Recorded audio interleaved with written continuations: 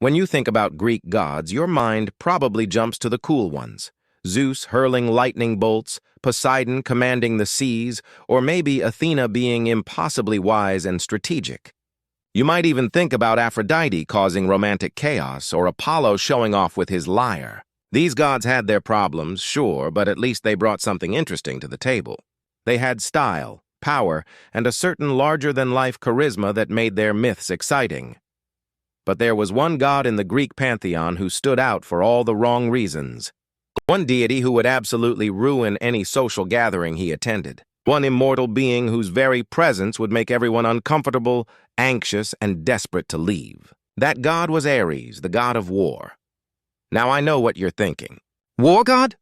That sounds pretty badass. And you'd be right. In theory, a god dedicated to warfare should be impressive, commanding respect, and maybe even a little healthy fear. But Ares wasn't like that at all. In fact, he was widely despised by both gods and mortals alike. And when you dig into the myths and stories about him, you'll quickly understand why having Ares show up to your party would be an absolute disaster. The problem with Ares? Let's start with the basics. Ares was the son of Zeus and Hera, which should have given him some serious clout on Mount Olympus. His parents were literally the king and queen of the gods. But somehow, despite this premium godly pedigree, Ares managed to become one of the most disliked figures in Greek mythology. Even his own father couldn't stand him. In Homer's Iliad, Zeus actually tells Ares to his face, "Do not sit beside me and whine, you double-faced liar. To me you are the most hateful of all gods who hold Olympus. Forever quarreling is dear to your heart, wars and battles." Imagine your own dad telling you that you're his least favorite child and that your entire personality revolves around starting fights. That's harsh, even by Greek god standards, and Zeus wasn't exactly known for his emotional sensitivity, but why was Ares so despised? What made him different from other gods who also had destructive or violent aspects? The answer lies in what Ares represented. He wasn't just the god of war in a general sense. He was specifically the god of the brutal, chaotic, bloodthirsty, and senseless aspects of warfare. He represented violence for violence's sake, the kind of mindless aggression that serves no real purpose beyond causing pain and destruction. The Greeks actually had another war deity who was far more popular, Athena. She was the goddess of strategic warfare, wisdom in battle, and the kind of fighting that had purpose and intelligence behind it. Athena represented the heroic, noble side of war, defending your home, protecting your people, using clever tactics to minimize casualties. Ares, on the other hand, just loved carnage. He reveled in the screaming, the bloodshed, the chaos, and the terror of battle without any of the honor or purpose that the Greeks valued. Ares at your hypothetical party. So let's imagine what would happen if Ares actually showed up at a party. Picture this. You've planned a nice gathering. You've got good food, pleasant music, interesting conversations happening. Maybe Dionysus stops by and everyone's having a great time with some quality wine. Apollo might show up and entertain everyone with his musical talents. Aphrodite could make an appearance and suddenly everyone feels a bit more attractive and confident. Things are going well. Then Ares walks in. First of all, he'd immediately kill the vibe. Ares had a reputation for being accompanied by his sons Phobos, fear, and Deimos, terror, along with Eris, strife or discord. That's right. His constant companions were literally the personifications of fear, terror, and conflict. Imagine someone showing up to your party with an entourage that makes everyone anxious, paranoid, and argumentative. The pleasant conversations would turn into heated debates. People would start feeling threatened and aggressive. Someone would definitely throw a punch before the night was over. Ares would probably start bragging about battles he'd been in. Except unlike genuinely heroic war stories, his would just be about how much blood there was and how many people screamed. He wouldn't have tales of strategy or bravery or meaningful victories, just graphic descriptions of violence that would make everyone uncomfortable. He'd be that guy who doesn't understand that not everyone wants to hear disturbing stories while they're trying to enjoy their food. He'd also likely start arguments for no reason. Remember, quarreling was dear to his heart according to Zeus. Ares would be the type to deliberately pick fights over trivial things, turning friendly disagreements into genuine conflicts. Someone mentions they prefer cats to dogs? Ares would turn it into a heated argument about loyalty and worthiness. Someone has a different opinion about music? Suddenly, it's a massive confrontation. The conflict itself was what Ares enjoyed, not any actual resolution or meaningful exchange of ideas. Ares in actual myths. The mythological record backs up this assessment of Ares as basically the worst. In story after story, he comes across as cowardly, incompetent, or just generally terrible despite being the god of war. One of the most famous stories about Ares involves his affair with Aphrodite, who was married to Hephaestus. Now, affairs were common among the Greek gods. Zeus alone had countless ones. But the way Ares and Aphrodite got caught was particularly humiliating for the war god. Hephaestus, the blacksmith god, created an invisible net that trapped the lovers in bed together. Then he invited all the other gods to come laugh at them. While Aphrodite was embarrassed but maintained some dignity, Ares was utterly humiliated and became a laughingstock among the gods. Then there's the story from the Iliad where Ares actually fights in the Trojan War. You'd think the god of war would be unstoppable on the battlefield, right? Wrong! The mortal hero Diomedes, with Athena's help, actually wounds Ares with a spear. Ares' response? He screams so loudly that it sounds like 9,000 or 10,000 men shouting at once, and then he runs away to Mount Olympus to cry to Zeus about his injury. The god of war got hurt by a human and literally ran away crying to his dad. This is not impressive behavior for someone whose entire job is warfare. Zeus, as mentioned earlier, basically told Ares to shut up and stop whining. He also made it clear that if Ares weren't his son, he would have thrown him into Tartarus, the deepest part of the underworld reserved for the worst beings, long ago. Your own father saying he'd condemn you to eternal torment if you weren't related is pretty much the ultimate sign that you're insufferable. In another story, two giants named Otis and Ephialtes actually captured Ares and imprisoned him in a bronze jar for 13 months. The god of war was kidnapped and trapped by two mortals for over a year. He would have died, or suffered whatever counts as death for an immortal, if Hermes hadn't found out and rescued him. Imagine being so incompetent at your job that regular humans can capture and imprison you. Why the Greeks disliked Ares.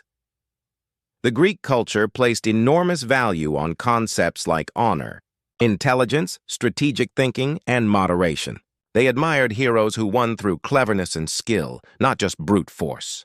Their ideal warrior was someone like Odysseus, brave in battle, yes, but also smart, cunning, and able to talk his way out of problems when possible. Ares represented everything they disliked: mindless aggression, lack of self-control, cowardice when things got tough, and violence without purpose or honor. He was excessive in all the wrong ways. While the Greeks could appreciate the necessity of war and respected martial skill, they couldn't respect someone who only cared about bloodshed for its own sake. This is why Athena, despite also being a war deity, was so beloved. She represented the kind of warfare the Greeks could admire: intelligent, strategic, defensive, and purposeful. When Athens chose Athena as their patron deity over Poseidon, it wasn't just about the gift of the olive tree. It was about choosing wisdom and strategic defense over raw, chaotic power. Ares also had a reputation for losing fights, which is pretty embarrassing for a war god. Besides the incidents already mentioned, he was frequently bested in combat by various heroes and other gods. Part of this was probably the Greeks making a point through their myths. Even the god of war himself can be defeated by those who fight with honor, skill, and intelligence rather than just savage aggression. Ares in contrast to other war gods. It's interesting to compare Ares to war gods from other mythologies. The Romans had Mars, who was technically the same god as Ares, but with a very different personality and reputation. Mars was one of the most important and respected deities in Roman culture. He was the father of Romulus and Remus, the founders of Rome, and was seen as a protector of the Roman people. The Romans valued martial discipline and military organization, and Mars reflected those values. The Norse had Tyr, a war god who was brave, honorable, and willing to sacrifice his hand to bind the monstrous wolf Fenrir for the safety of the gods. This was seen as a noble and courageous act. Even Odin, while complex and sometimes frightening, was respected as a god of war, wisdom, and poetry. He had depth and commanded genuine respect. Aries, by contrast, commanded neither respect nor admiration. He was one-dimensional, focused solely on the ugly parts of warfare without any redeeming qualities. He wasn't honorable, wise, protective, or even particularly effective. He was just violent, which made him unpleasant to be around and unworthy of worship in the eyes of most Greeks. The rare times Ares showed up positively, to be fair, there are a few stories where Ares comes across slightly better, though they're rare. He was said to be a protective father to his daughters, including the Amazons, the legendary female warriors. Some traditions held that the Amazons were his daughters, and he did seem to favor them. There's also a story where Ares killed Halirrhothios, a son of Poseidon, for raping one of Ares's daughters, Alcippe. Ares was tried for murder by the other gods, but was acquitted on the grounds that he was protecting his daughter. This is one of the few times in mythology where Ares's violent nature is presented as justified and even righteous. The trial supposedly took place on a hill in Athens that became known as the Areopagus, or Hill of Ares, which later became the site of important trials in Athenian history. But these positive stories are the exception, not the rule. For the most part, Ares appears in myths as cowardly, brutal without purpose, or just generally unpleasant. He never gets the hero moment that other gods might enjoy. He's never the key to solving a problem or saving the day. When he shows up, things generally get worse. The modern perspective on Ares today, we might have slightly more sympathy for Ares than the ancient Greeks did. We understand that war, even at its most terrible, is a reality that someone has to embody in mythology. We've seen enough real warfare to know that it's not always noble or strategic. Sometimes it really is just chaos, fear, and senseless violence. Maybe Ares represented the uncomfortable truth that war isn't always glorious. Some modern interpretations have tried to rehabilitate Ares's character, presenting him as misunderstood or as embodying necessary aspects of human nature that we prefer not to acknowledge. These interpretations suggest that while Athena gets celebrated because she represents the war we want to have, smart, defensive, minimal casualties, Ares represents the war we actually get, messy, brutal, and traumatizing. There's something to this interpretation. Maybe the Greeks hated Ares precisely because he forced them to confront the ugly reality of warfare without any of the comforting illusions of honor and glory. He was a mirror showing them what they didn't want to see about themselves and their society, which was heavily dependent on military strength and conquest.